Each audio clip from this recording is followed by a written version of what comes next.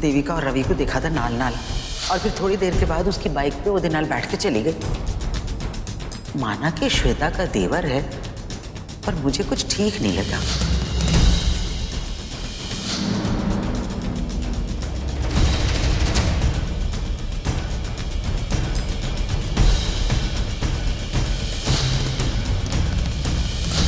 रवि? कुछ नहीं। तुम्हें पता है रवि इस वक्त कहाँ होगा? कुछ पता है तुम्हें? हाँ, एक्चुअली वो ऑफिस गया है। हमारे ऑफिस में नई बॉस आई है ना, तो उन्हीं का फोन आया था, शायद कोई काम है इसीलिए। अच्छा ये बताओ, मैंने सही किया है गलत? तुम्हारे परिवार के रिश्ते और रवि के परिवार के रिश्ते अच्छे नहीं थे, फिर भी मैंने रवि को कॉन्ट्रैक्ट दिया। ठीक किया ना मैंने?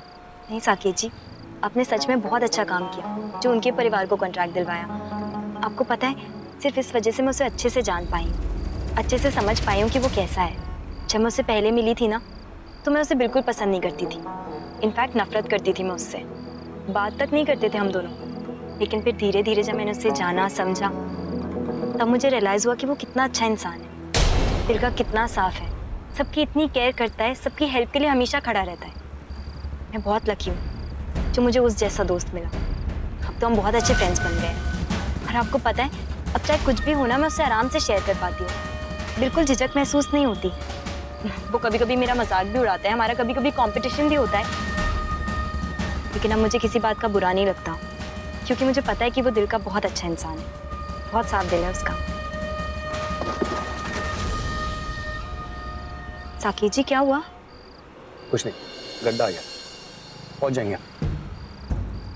मेहता साहब, जब से आप पार्टी के प्रेसिडेंट बने हैं, हमारा तो सारा काम आसान हो गया। बाकी बात तो ठीक है, लेकिन 25 से 28 के बीच में मैं यहाँ हूँ नहीं, और पार्टी मीटिंग में जो भी बात हो आप मुझे फोन करके बता दीजिए, क्योंकि बात ऐसी है कि मुझे अगला इलेक्शन मुझे ही लड़ना है यहाँ।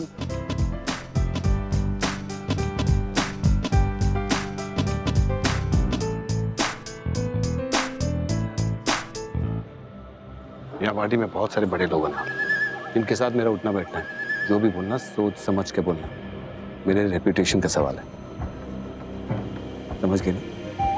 जी। चलो।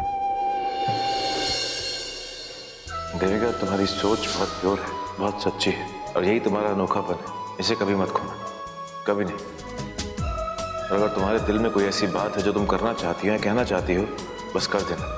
सोचना मत कि लोग क्या सोचेंगे, लोग क्या कहेंगे। तुम्हारी अपनी एक शख्सियत है, अपनी एक पहचान है, और जो लोग तुम्हारी इस बात को नहीं समझते वो इस काबिल नहीं, तो तुम उनकी परवाह मत करना। तुम सबसे अच्छी हो, सबसे अलग हो देविका, सबसे अलग, और ये बात कभी मत भूलना। अब यहाँ क्यों खड़ी? चलो। जी। आओ। Hi. How are you? Hi. Hi.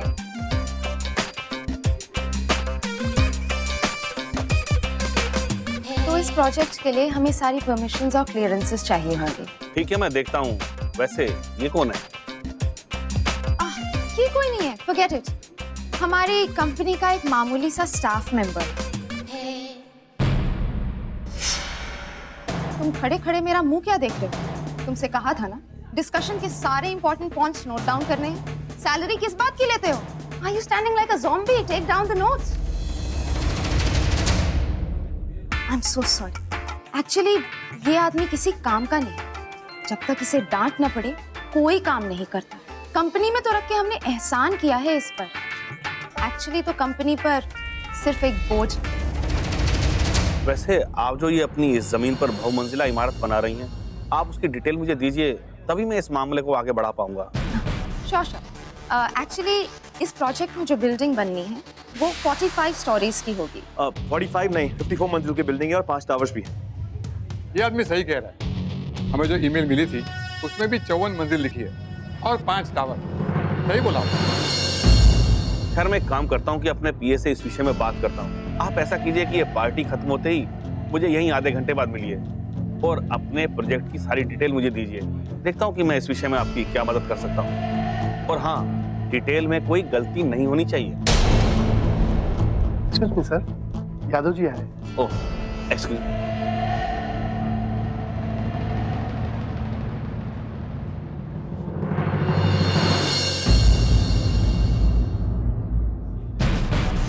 तुम्हारी हिम्मत कैसे हुई मुझे करेक्ट करने की? मुझे नीचा दिखाने की कोशिश कर रहे थे उस मिनिस्टर के सामने?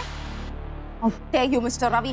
हिम्मत तो बहुत है, लेकिन सही जगह और सही काम के लिए इस्तेमाल करता हूँ। और अगर आज मैं बीच में ना बोलता तो मिनिस्टर को लगता कि जैसे अपने प्रोजेक्ट के बारे में नहीं मालूम, उसकी हेल्प क्या करनी, डील हाथ से निकल जाती। अब खुद ही सोच लो, मेरा बीच में बोलना ठीक था या फिर डील का हाथ से निकल जाना। हाँ, अगर आपकी कोई चॉइस है तो प्लीज बता दो, नेक्स्ट टाइम बिल्कुल वैसा करूंगा जैसा आप चाहती हैं। प्रमोशन के लिए आपको खुश भी तो करना है। बहुत होशियार समझते हो अपने आप को। तुम देख लेना, डैड से कहकर मैं ये बिल्डिंग 45 स्टोरीज की ही बनवाऊंगी। परफेक्ट, एकदम परफेक्ट।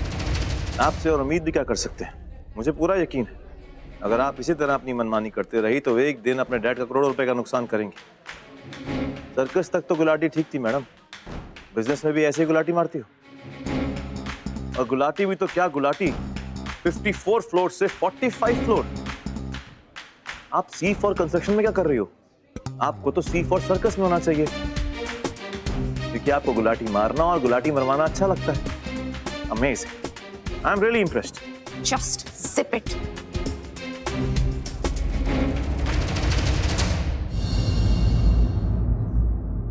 ओए, बंद कर एक मिनट।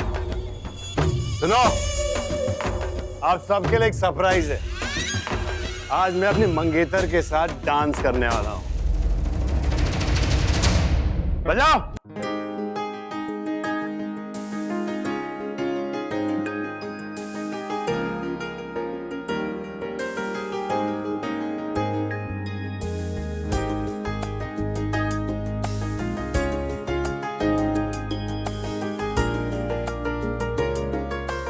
ये तो साकेत है, किसी लड़की के साथ डांस कर रहा है। कौन है वो?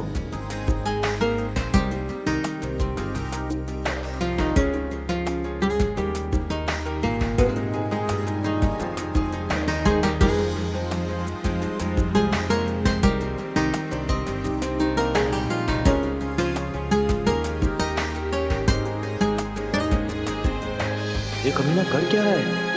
देविका इतनी परेशान लग रही है और उसके थर्ड क्लास दोस्त मजे लूट रहे हैं। ये सब तमाशा बंद करवाना पड़ेगा मुझे।